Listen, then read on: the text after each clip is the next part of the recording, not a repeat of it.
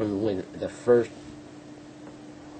flash I seen, but your is dead. That's the only thing I thought about after it happened. Well, and that's another thing that I thought, you know, I consider myself a spiritual person, and so when I heard about this, I was like, God has a reason for him to be here. Mm-hmm. There is some reason that he is here. You still have work to do. I hope, I feel a lot of it, you know, is my family, everything, you know. At the time I had 3 little kids, you know, they don't need to grow up without their dad. You know, I have a wife that loves me to death, you know, and I love her too.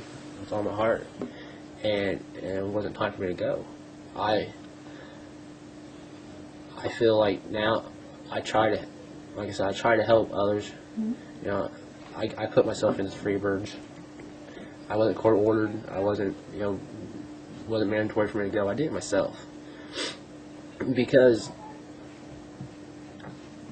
I wanted that extra help, and I wanted to help others too.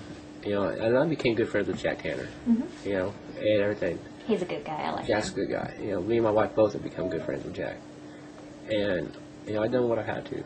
You know, if I can help anybody, just anybody, to make that, you know, get their hands out of that bucket and not do it, then what would you tell them if they're thinking about cooking or thinking about doing it, and they're not that, because, you know, Deidre was telling me too, if you're that far down that dark road, you're probably not going to turn back. it's hard. It's hard.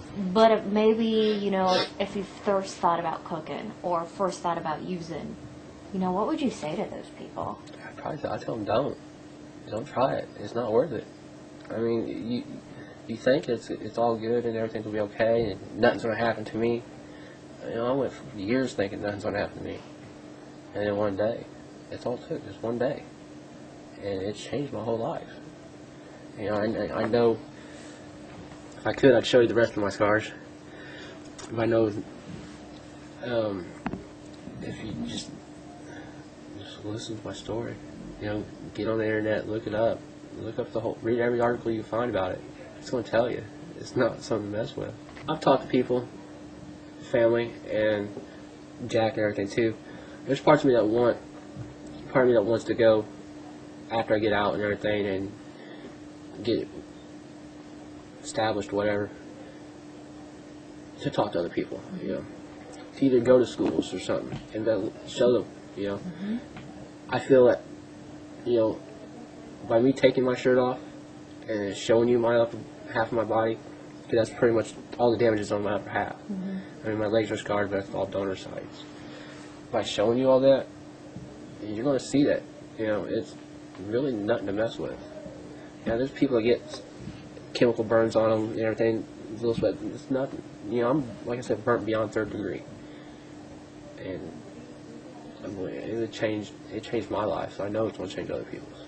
So anything that I didn't ask or I didn't talk about that you want people to know? Not really. I mean, everything they know, just, like I said, just take a look. You know, it's not worth it no more. You know, it's not going to stop, I know that. But we can put a dent in it. You know, at least try. I mean, I'm tired of hearing about Terre Haute being ran down with it, and knowing that I was part of it doesn't help. You know, I mean, the thing that scares me the most now is, you know, the next generation. You know, my kids.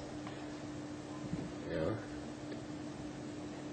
and that's what people are not looking at it. They're not looking at the fact that, you know, there's others that are they're just thinking about their time, what they can do. No, you got to think about the kids now, the younger generation, the ones that are coming up. You know, the ones that, you know, there's kids getting started on that 12, 13 years old nowadays, and it's unreal. And I just, you know, after my accident, it made me realize that, man, it's not worth it. It's not the lifestyle you need to live anymore. I mean, once you have everything that you thought you needed and everything, and you lose it all, you really learn real quick that it's not worth it. Like I said, I know I made mistakes. I've done bad things, and I know that. You know, I mean, I'm lucky. I'm really lucky that nothing got worse than what it was. But it doesn't, change who I was. Now, is this the first time that you had gotten in trouble with the law? I've had misdemeanors, just, infractions. But nothing not like... federal felonies, no. Nothing like this. When you're doing that, you know, in the back of your mind that this is what you're putting yourself into. This is a felony charge here. This is 20-some years here you're facing if you get in trouble. And you just look at it and you put it in the back of your mind like, that ain't gonna happen to me. It ain't gonna happen. I'll make it. I'm untouchable. You live that life, you think you're untouchable until somebody reaches out and grabs hold of you, and then you realize, hey, it ain't worth it. And I got grabbed hold of. Like I said, it's all a adrenaline rush, and then the concept, like you said, making a pie, a good pie, everybody coming to getting it and liking it. That's what it's like. Sitting there and seeing your friends having a good time.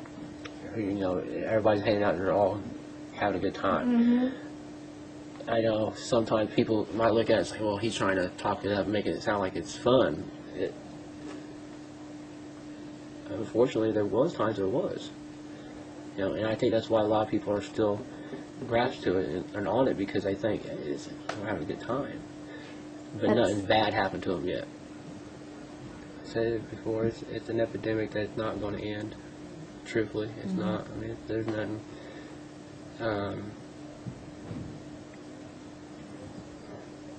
But I think with more education and people, with stories like mine or whatever, come out and start sharing with people and trying to help others, that we can slow it down.